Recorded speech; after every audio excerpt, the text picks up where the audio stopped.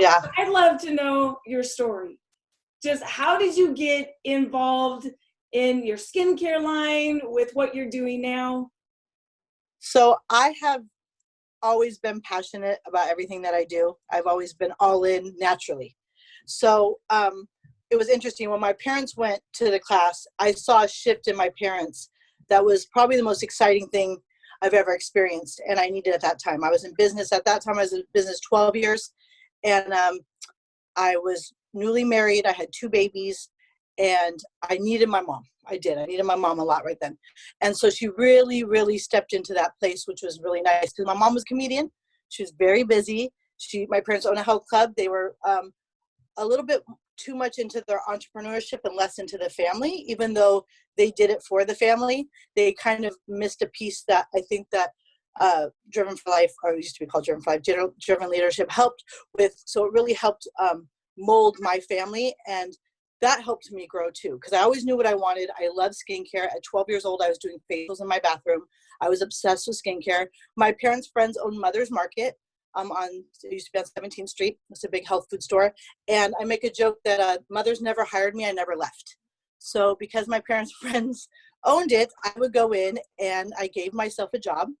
Unannounced, I had to, yeah, of course I did. So they finally one day go, Amber, we need to actually interview you. You have to fill out paperwork. You can't just show up every day and fiddle with all the testers. Because all I did was play with makeup all day. So they hired me as a bag girl. I was in charge of the bagging groceries, which was the best job in the world for me because I'm nosy. So everything that was coming in, I asked I literally couldn't let an item go in a bag without finding out if they tried it, if they had it before. So I just started registering bestsellers and things that were new. And I kind of knew, and then if someone was getting something, I go, oh, this is so good. It's one of our bestsellers. I kind of just would register those things. And if there was a return, Nosy Nelly had to be right there to find out why they were returning it, what was wrong with it, and what happened. This is in the 90s before there was computers. So when the buyers would be ordering stuff, I go, oh no, we had like 7 returns last week of those. And tons of people are buying these. And there's an article on this and everyone's coming in for these ingredients. So people started to come to me at 15 asking me, what should we order? What should we do? So I just really loved helping people and figuring it out. And that was just always in me. And I always knew I'd make skincare. So my grandmother, who loved QVC, she was 4'8", Jewish from Chicago. She used to say, honey, you're going to sell all your schmutzer there. You're going to sell everything on QVC.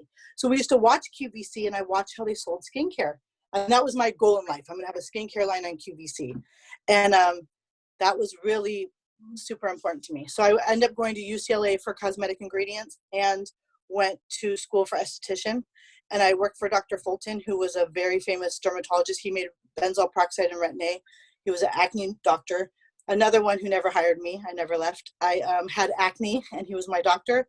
And I would just hang out and he let me chart things. So I got to chart how many pimples people had.